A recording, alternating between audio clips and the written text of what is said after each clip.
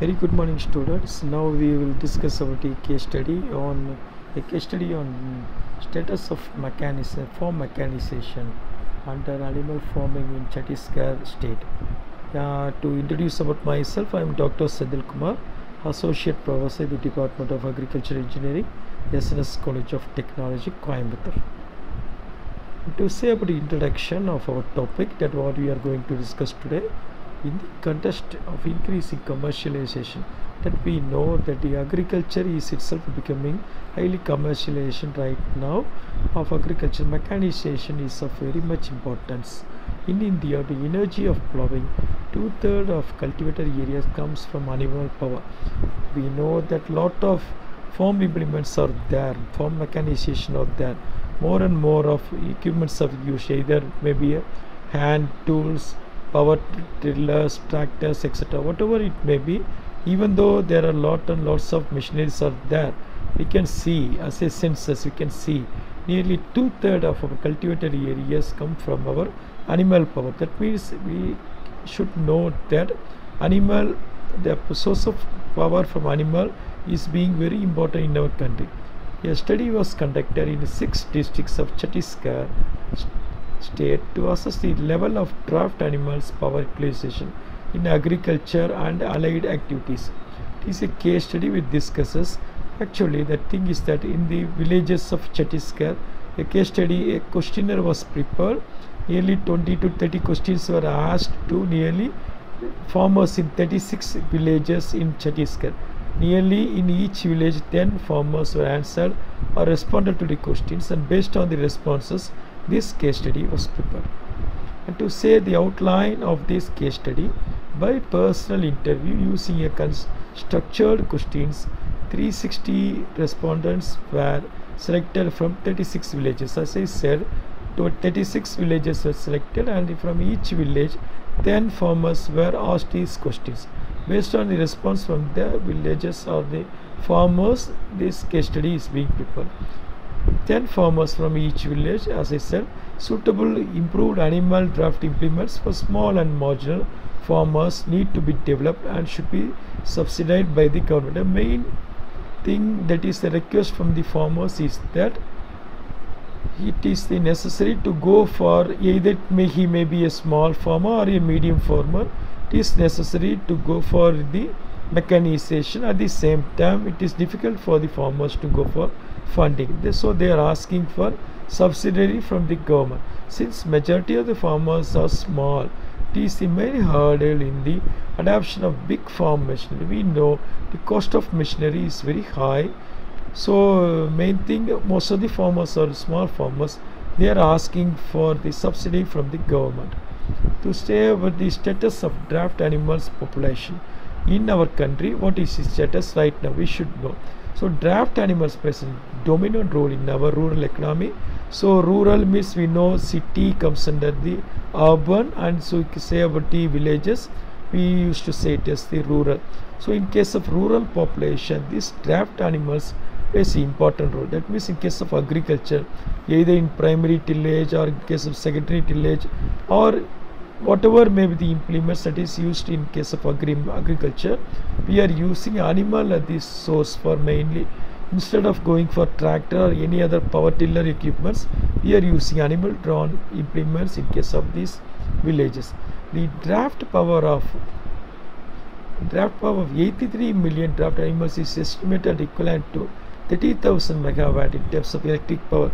That means when we are comparing with the power that is given by the draft animals, it is equivalent to 30,000 megawatt in terms of electric power, equivalent to half the percent generated capacity of the India. That means when we are going for the generation of power generation of a country, the power generated by means of draft animals is nearly half of the power generation by our country. In terms of energy, it is equivalent to 50,000 million units worth of 10,000 crores. That means per year the generation by means of animal is equivalent to 10,000 crores. At present, draft animals are being used to plow around 100 million hectares of, just assume 100 million hectares of farmlands in India are being plowed by means of the draft animals, which form 60% of total cultivated area. Out of the total cultivated area in India, these animal draft animals cultivation comes to up to 60%. Just assume such a high amount is being used, then there is a two-step utilization of animal energy.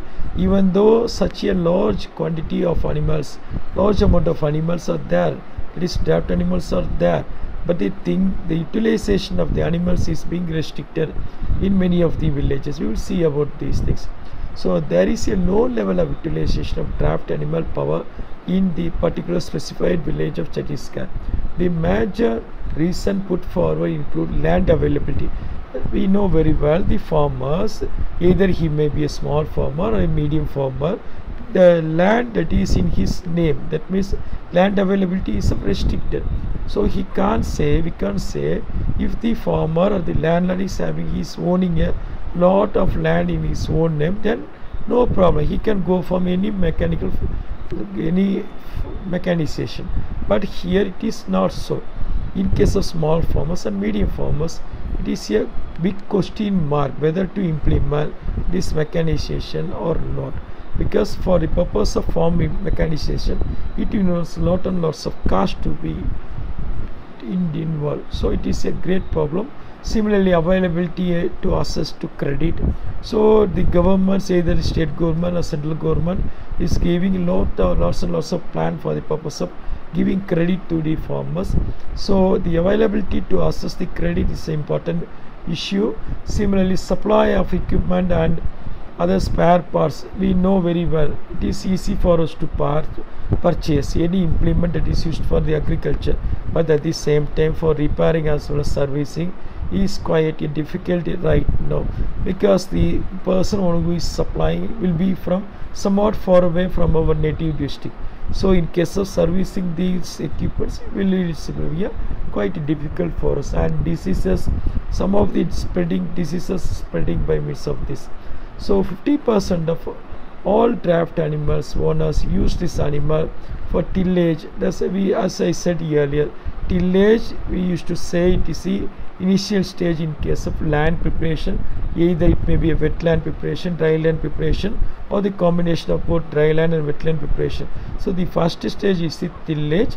We used to say it as the primary tillage. So 50% of draft animals, that means the farmers, those who are owning the draft animals, mainly they are using for the purpose of tillage and transport. That means for taking the load from one place to another place.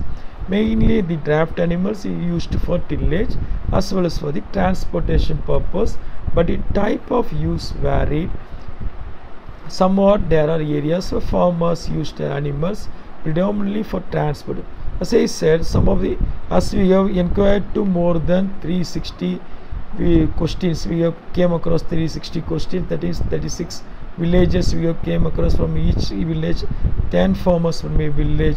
So we came to an idea that they are mainly using the draft animals for the purpose of transportation.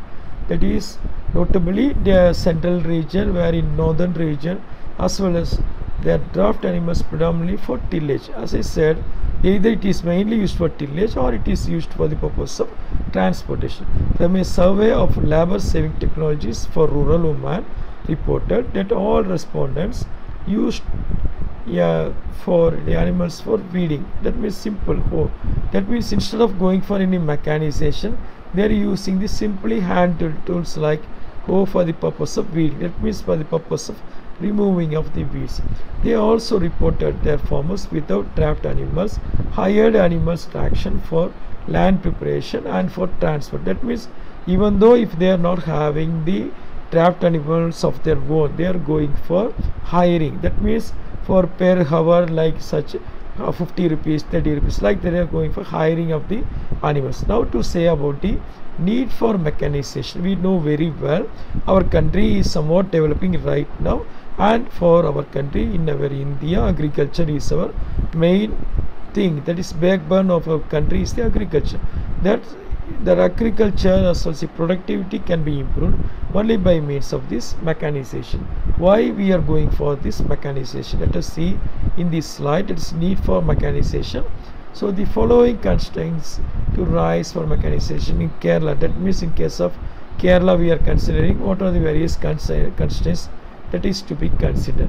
Small size of holding, as I said, the farmers, we can't expect that all the farmers or like landlords, they are owning lots and large quantity of land in their own. There are more number of small holding farmers are there.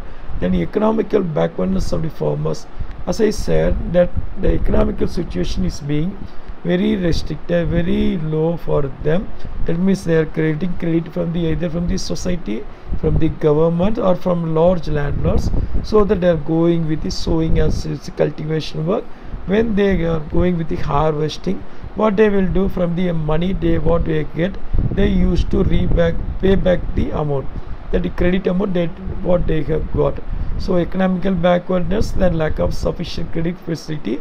As I said, farmers are in lot of trouble. We can see in the daily news also, we can see lot and lots of news are coming that farmers are in such trouble, lot of credit, they are very much disturbed. Like that, we can see lots of news are coming in our day-to-day news channel. That means this shows the economical backwardness of the farmers. That means the amount that they are owning is somewhat, most of them are having no money in their hand. Next to say lack of sufficient credit facility, then lack of promotional subsidies.